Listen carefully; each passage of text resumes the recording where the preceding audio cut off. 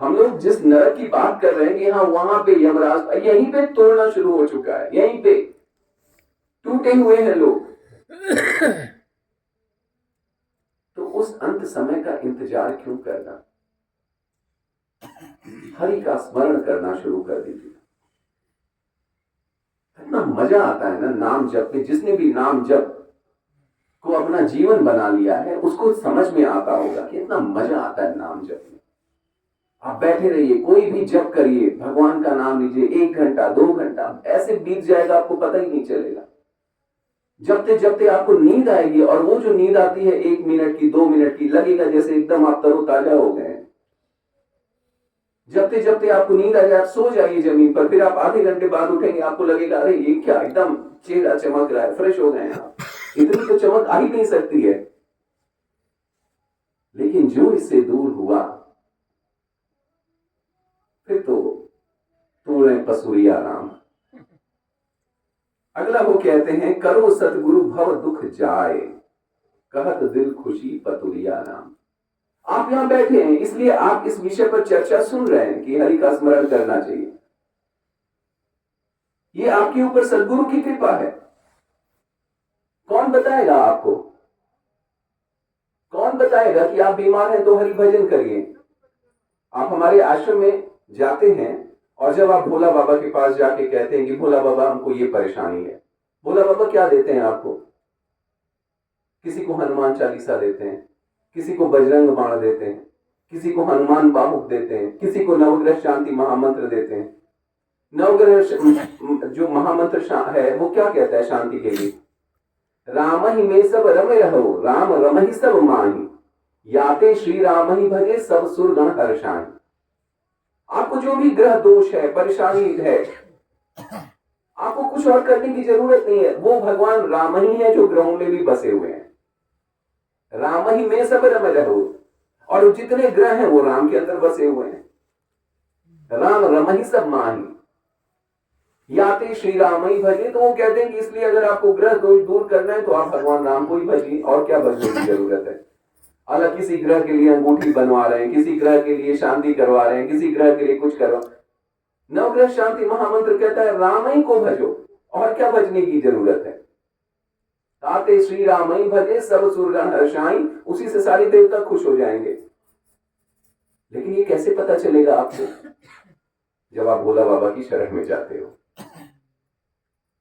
आप डॉक्टर की शरण में जाते हो, डॉक्टर क्या बोलेगा? सीटी स्कैन कराओ, ये कराओ, वो कराओ।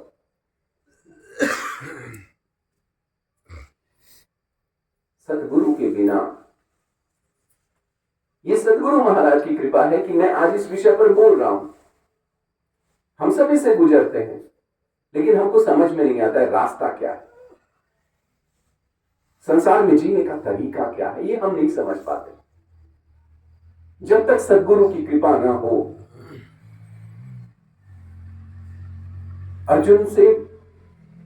अर्जुन जी ने भगवान से कहा कि भगवान, ये जो तुम अपना रूप दिखा रहे हो ना, मैं डर रहा हूं। तो भगवान कहते हैं, मया प्रसन्नेन तवार्जुनेदम, मैं प्रसन्न हूं इसलिए तुम देख पा रहे हो, है ना। वो गुरुदेव प्रसन्न होते हैं तब हम इस सत्संग में बैठ पाते हैं, तब हम ये सुन पाते हैं। मया प्रसन्नेन, उनकी कृपा से, नहीं तो संभव नहीं है, आ ही नहीं पाएंगे। यहां तक आके वापस लौट जाएंगे। सदगुरु की कृपा के बिना ये जो भव खेद है, पैदा होने के बाद जो दुखों का, रोगों का सिलसिला लगा हुआ है, परेशानियों का सिलसिला लगा हुआ है, ये जाता नहीं है।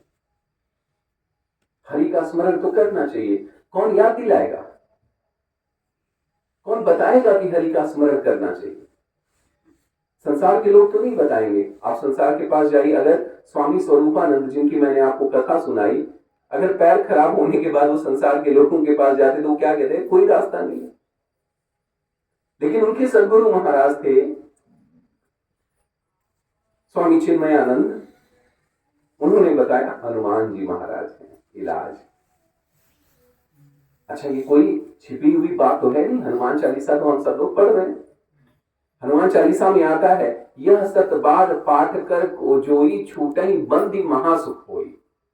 अगर आप किसी भी तरह के बंधन में पड़े हैं, भूत प्रेत के बंधन में पड़े हैं, जेल में हैं, किसी दुष्ट के बंधन में पड़े हैं, 100 बार हनुमान चालीसा पढ़ के सोइए, 100 बार।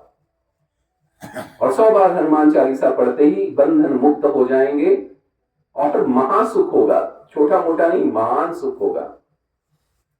हमने पढ़ने की कोशिश की क्या? कभी परेशानी आई, पढ़ने की कोशिश की क्या?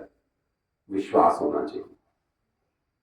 तो ये जो सदगुरु हैं, ये सदगुरु की जब कृपा होती है तो आदमी को, औरत को ये समझ में आना शुरू होता है कि हमारी सारी परेशानियों का इलाज, हमारे सारे दुखों का इलाज, हमारे सारे रोगों का इलाज क्या है? अपने हरि का स्मरण, बार बार उनको याद करना।